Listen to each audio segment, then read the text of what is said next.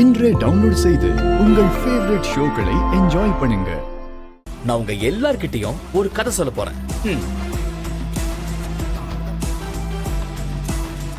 கதையா?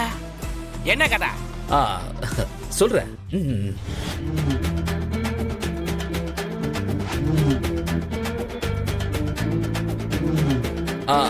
Okay okay. நான் ஒரு பொண்ண உயிருக்கு உயிரா காதலிச்சேன். அவதான் என் உசுரு, என் மூச்சு காத்தே அவதான்னா பாத்துக்கோங்களேன். நான் வாழ்ந்தா அவ கூட தான் வாழணும்னு ரொம்ப ஆசையா இருந்தேன். அவளும் அப்படிதான். என் மேல ஒரு தூசி பட்டா கூட தாங்க மாட்டா. அப்படி இருந்தப்பதான் அந்த பொண்ணு, அதான் என் காதலி, அவளுக்கு ஃபாரின் போய் ஆகணுங்கிற கட்டாயம் வந்துச்சு.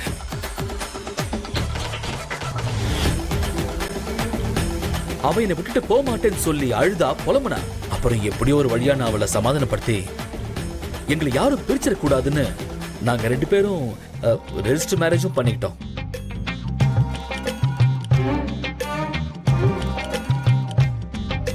அப்புறம் அவ ஃபாரின் கிளம்பி போயிட்டா. அவ ஃபாரின்ல இருந்து வந்ததுக்கு அப்புறம் அவ வீட்டுல சொல்லி ஊரறிய கல்யாணம் பண்ணிக்கிறதா நாங்க முடிவு பண்ணிருந்தோம். அவளும் அப்படிதான் சொன்னா. ஆனா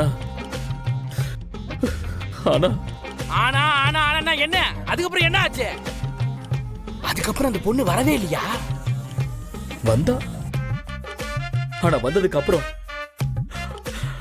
அவளுக்காகவே வாழ்ந்துட்டு இருக்கிற என்ன ஒரு வாட்டி கூட வந்து பார்க்கல. அச்சச்சோ. சரி, அப்புறம்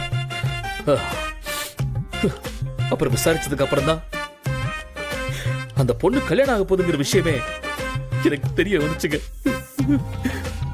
எனக்கு அதை கேள்விப்பட்டதும் என் உயிரே போற மாதிரி ஆயிடுச்சு.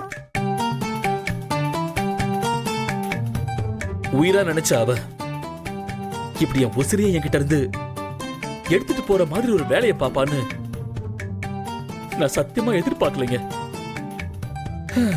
அதனாலதான் அந்த பொண்ணோட வீட்டை தேடி வந்திருக்கேன்.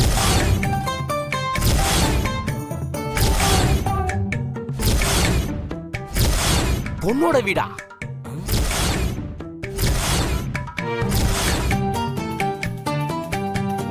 நீ என்ன பேசுறேன்னு தலையும் புரியல வாலும் புரியல. நீ லவ் பண்ணி கல்யாணம் பண்ண பொண்ணு இந்த வீட்ல இருக்காங்களா?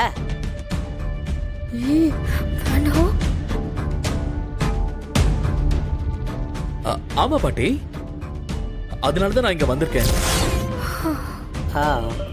தம்பி, நீ ஏதோ வீடு மாறி வந்துட்டேன்னு நினைக்கிறேன். இங்க அப்படியெல்லாம் யாரும் கிடையாது. இருக்காங்களே பாட்டி. என்னப்பா இது உன் கூட ஒரே தொல்லையா போச்சு. சரி சரி, யார் அந்த பொண்ணுன்னு சொல்லுப்பா.